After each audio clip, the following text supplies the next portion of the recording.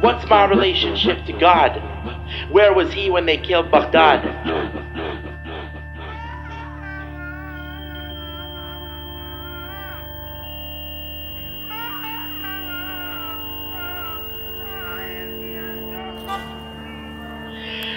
Where was he when they killed God? Where was he when they killed Baghdad?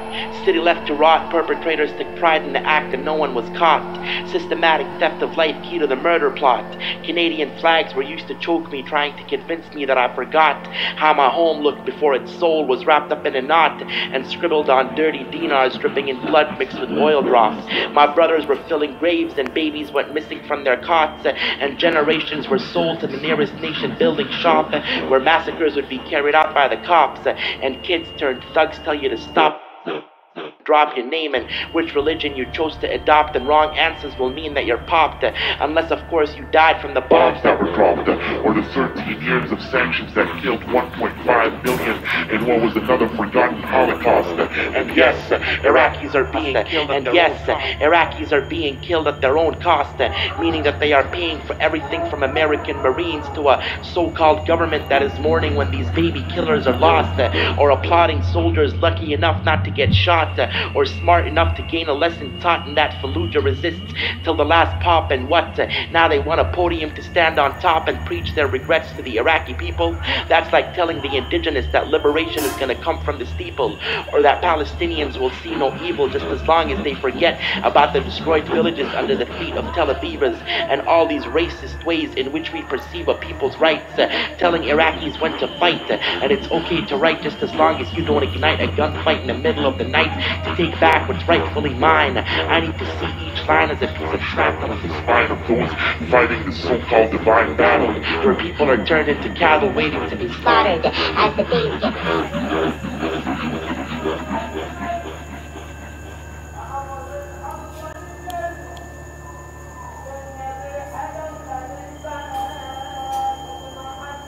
We have two of the longest, sweetest rivers, but we're still searching for water. We all knew that Operation Iraqi Freedom meant death, and none of us mistook any of the promises as a new breath. Instead, we looked at it as an excuse for theft. And now look what's left.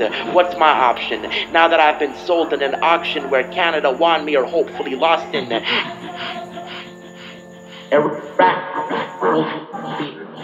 Iraq will be back as women refuse to die, jumping back in your face from the graves in which they were tossed in. We don't even have trust for neighbors that share the same wind gust. It is to Syria and Amman that our future is being bust. And Baghdad, how can you be gone? I dream of kissing you in the nights of Ramadan with the lighter on. Keep your hat tighter on. There's a military jet fighter on his way, and today he plans to take away the right to play and the right to sway and say what's on your mind. Like, hi, my name is Baghdad and I love Palestine. And thieves will meet with thugs in ways that are clandestine behind mosques and sing songs of how long they pretend to have struggled, not knowing all they bring is trouble and rubble and strengthen the bubble in which we live. Baghdad, who will you forgive? Will I be able to come back, stand and live with? I am ashamed. You are brave, standing in the face of thieves and soldiers using their rifles to rape, cripple and maim. And all I can do is write poetry that's lame.